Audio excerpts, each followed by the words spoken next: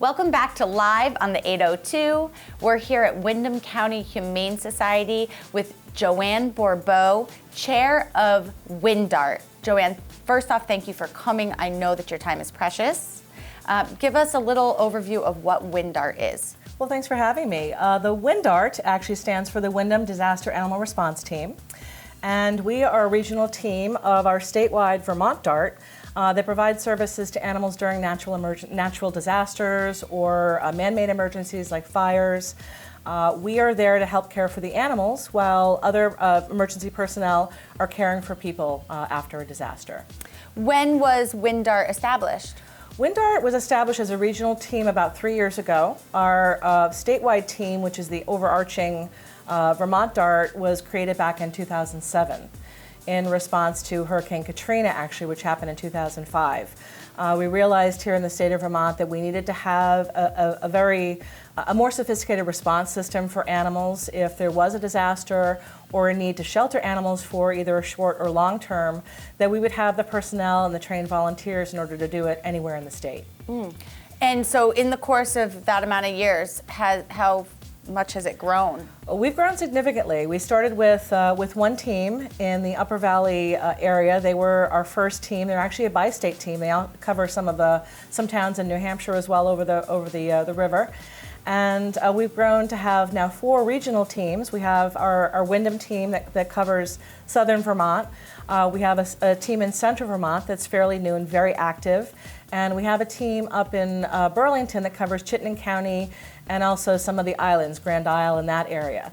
There are 2 independent teams that are not officially associated with VDART that are in Rutland and in Franklin County as well. So we have grown significantly over the years. That's and awesome. Still growing. Great. So in terms of the public, how do you reach out with your education and educating the public on how to keep their pets safe? Right. When we go to public events, we try to hit up places where people are. We were in the flea market in Wilmington, usually in the summertime.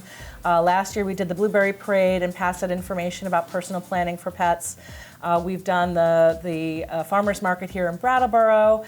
Really any venue that we feel where we're going to reach pet owners and be able to give our message about planning ahead for your animal so that they don't have to be part of the response. So what does that planning look like? Give us some advice on how to keep our pets safe.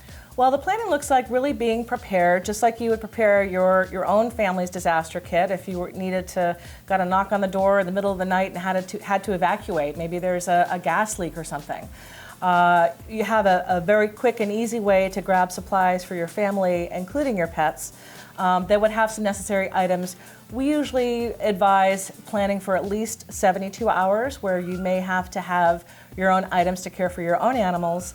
And then if the disaster would last longer, then we would be able to respond, and some of our teams would be able to come in and provide some of the additional equipment. So today I've brought with me some disaster supplies as an example. Yeah. This is actually part of my disaster kit for my cat. And obviously you want to have a carrier. It always amazes me how many people have animals and don't have enough carriers for all of their animals if they had to leave. I work for the Humane Society as well, so I have a lot of friends who have lots of animals, and not just one cat, but maybe 10 or 12 cats. It's necessary to have the resources that you need. I see you brought these great little resources as a little checklist. Yes. Yeah, little checklist for cats and for dogs. Where can people find these little checklists? That's right. They can find them either on the Humane Society website or they can find them here at the Windham County Humane Society. We have physical copies, or they can reach out to me and email me at info@vermontdart.org, and I'm happy to mail them to people. And can people volunteer for your program? Absolutely. We're always looking for volunteers. We have a really easy way to engage volunteers. Go to our website, vermontdart.org. You can apply online. Everything is automatic, and then you'll be usually put in touch with the regional chair of the team that's closest to you, and they'll be in touch and let you know.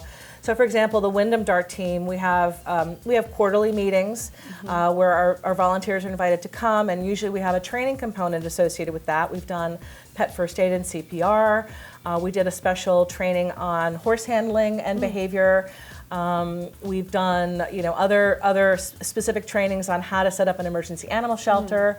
So we're constantly training our volunteers in best practices in disaster response and to make sure that we're all working under the same guidelines. Well, Joanne, thank you so much for all that you do as a chair of WINDART.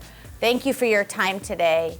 And please get in touch, volunteer for this program, reach out to Joanne if you'd like to hear more or get involved in WINDART. Joanne, thanks again. Thank you. You're welcome. More live on the 802 next.